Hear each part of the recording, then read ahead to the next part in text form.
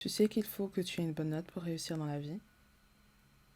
C'est une phrase qu'on nous dit beaucoup quand on est petit. Et on nous fait rapidement comprendre d'autres choses. Comme, l'idéal c'est de faire de longues études pour avoir un métier qui paie bien. D'être un minimum entretenu pour pouvoir plaire aux autres. C'est des choses qui reviennent à peu près chez tout le monde, sous différentes formes. Choses qui nous conditionnent tous, et quelque part, c'est comme si on nous mettait nos objectifs à notre place, sans nous laisser réellement un libre choix. Et cela même si on pense quelque part l'avoir. On fait ça pour les parents, car ils nous l'ont dit, car ils nous ont tout donné, car ils se sont battus pour nous donner cette vie, peu importe les raisons en vrai. On le fait pour eux, pour les gens qui nous entourent, pour le regard des autres. Mais est-ce qu'on le fait pour nous? On passe d'abord par la maternelle, cette phase innocente où tout est beau, tout est rose.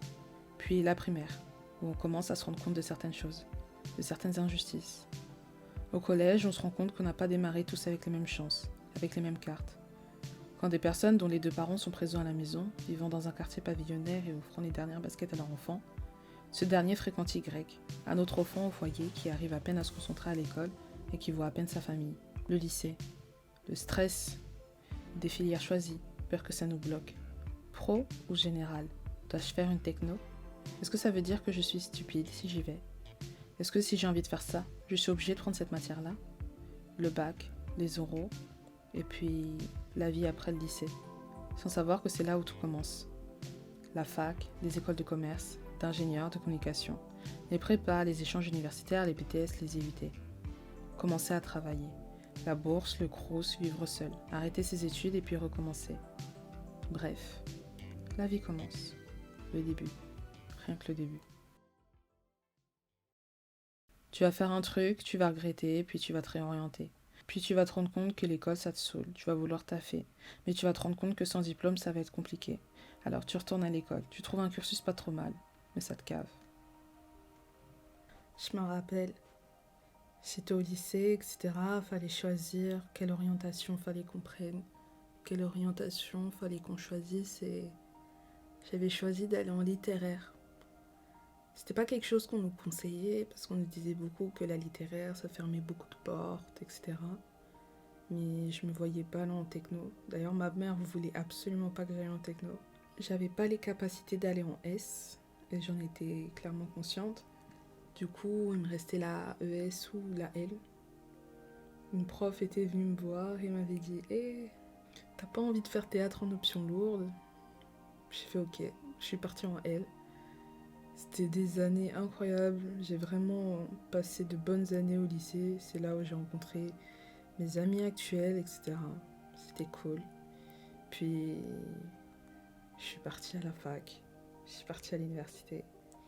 Et étonnamment, j'ai fait une licence plutôt orientée économique.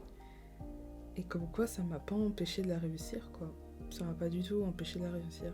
Alors certes, je suis partie un peu en retard. J'ai rattrapé mon retard et surtout, j'ai fini devant certaines personnes qui auraient dû avoir des facilités. Et comme quoi, ça veut rien dire, quoi.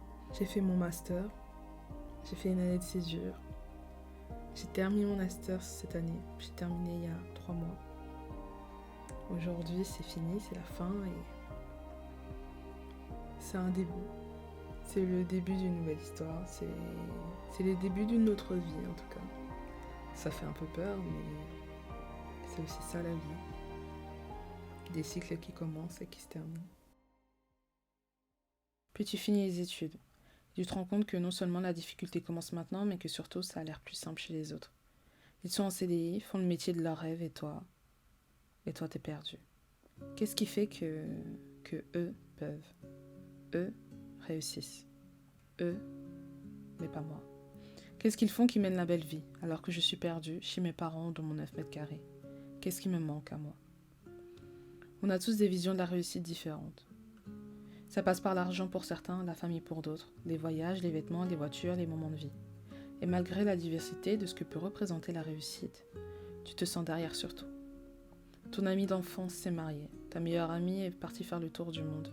Cette vieille connaissance a un super poste dans une grosse boîte. Cette personne en soirée a lancé sa propre boîte. Ton ancien camarade de classe sort d'un double master dans la meilleure école de France. Et ça, c'est juste pour notre cercle proche. L'arrivée des réseaux sociaux ne nous a pas épargnés. On peut non seulement voir le succès des personnes qui nous entourent, mais également des personnes qu'on ne connaît ni d'Adam ni d'Ève, notamment les influenceurs qui n'hésiteront pas à te montrer leur train de vie incroyable. Et tu te retrouves assis, dans les transports, dans ton lit, sur les chiottes, en train de te demander, est-ce que tu as fait les bons choix? Pourquoi eux et pourquoi pas toi? Est-ce que tu y arriveras toi aussi? Car les choses semblent si loin pour toi, et pourtant. C'est un peu compliqué maintenant, tu sais, j'ai pas besoin de beaucoup pour me remettre en question, pour me sentir un peu mal, tu sais, j'ai juste besoin d'aller sur les réseaux sociaux, hein, d'aller sur Instagram, sur YouTube, sur TikTok en plus maintenant. Tu vois les gens, ils commencent à construire leur vie de famille, ils ont des entreprises de fous, 8 figures entrepreneur. Tu vas sur LinkedIn, tu vois que ta camarade de classe, elle est rentrée dans une hyper grosse boîte et tout. Et toi, t'es là, t'es paumé, genre. Cette impression de pas avancer, en fait. C'est fou, t'as l'impression de faire du surplace. Même parfois, j'ai l'impression de reculer un peu, tu vois. Je pense que ça doit être encore plus compliqué quand il y a ta famille qui te suit pas, tu vois. Moi, c'est une chance que j'ai. J'ai ma famille qui est derrière moi et qui, peu importe ce que je fais, elle sera là. Si ça prend du temps, c'est pas grave, prends ton temps, tu vois. Mais ouais, c'est dur. C'est dur de voir que chez les autres ça avance, mais pas chez toi. On tombe au final dans une sorte de compétition, avec les autres, avec nous. Mais on tombe aussi dans ce porno du luxe, du succès, et on se nourrit de ça, comme si on pouvait le vivre à travers eux, ou qui nous motive à essayer d'atteindre cet objectif que la majorité d'entre nous n'atteindront pas. On a normalisé ce mode de vie, au point où beaucoup sont prêts à se mettre dans de sales conditions pour nous faire croire qu'ils la vivent. Et quand on y goûte, c'est comme si on avait atteint ce qu'on doit atteindre, et on en veut encore plus, mais on ne peut pas. Après, on va pas se mentir, tu vois. Moi, je vais pas m'en cacher. Moi, j'aime les belles choses, tu vois. J'aime vivre de bons moments. Et ça, je m'en cache pas, tu vois. Après, il y a une modération surtout. Et faut aussi se dire, est-ce que ça te plaît ce que tu fais, tu vois.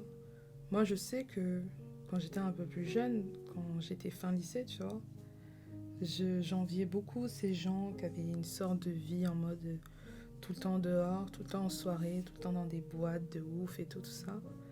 Tout ça pour me rendre compte qu'au final, c'était pas forcément une vie qui me plaisait, mais que malgré ça, j'enviais. C'est-à-dire que moi, après aussi, j'ai commencé à aller en soirée pas mal, j'ai commencé à fréquenter des boîtes, etc. Tout ça pour me rendre compte que 1, 2 fois sur 4, je passais une bonne soirée.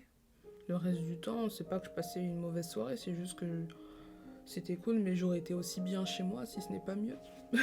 Parfois, faut pas envier les autres parce qu'ils te montrent qu'ils s'amusent. Parce que eux, ils s'amusent, mais peut-être que toi, tu t'amuserais pas à leur place, tu vois. Faut vivre avec ses moyens, faut pas en abuser. Vous savez, il y a une phrase qui dit que, tu vois, il y a la hustle culture et que la hustle culture est faite pour les pauvres. La hustle culture est faite pour la classe moyenne. Parce que la hustle culture, au final, vous bloque dans votre classe. Et après, tout ça, c'est une question d'intelligence financière, mais faut tout faire avec modération, comme d'habitude. Et si tu as arrêté de regarder ce que tu ne possèdes pas, et au contraire, regarder ce que tu possèdes, ce que tu as accompli. Je me rappelle encore, je me sentais derrière, et puis on m'a fait comprendre que non, pas tant que ça. Mais tu as ton permis, tu as ta voiture, tu as un bac+5, tu as âge pas mal pour ton âge, tu travailles, tu as un groupe d'amis depuis le lycée. Je sais pas comment tu as fait pour le garder. Le problème était là. J'avais pris ça pour acquis. Pour moi, c'était des choses qui étaient normales, qui allaient de soi. Mais non, ça ne va pas de soi.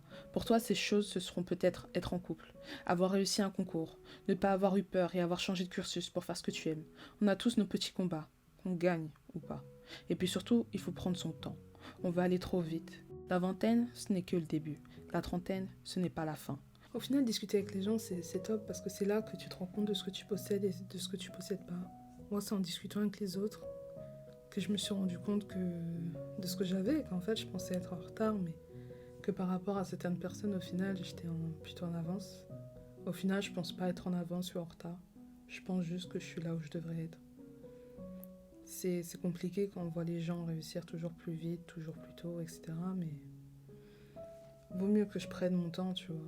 Mais que je sois là où je dois être, plutôt que de vouloir tout faire trop vite pour me rendre compte à 30 ans que bah non, c'est pas ça qui me plaisait en fait. Et que merde, c'est plutôt ça. Et recommencer depuis le début. Et puis surtout, il y a une chose qu'on oublie, tu vois, c'est que Moi, j'ai les backstage de ma propre vie. Moi, je sais ce qui se passe. Je sais ce qui se passe derrière mes réussites. Je sais ce qui se passe derrière mes échecs.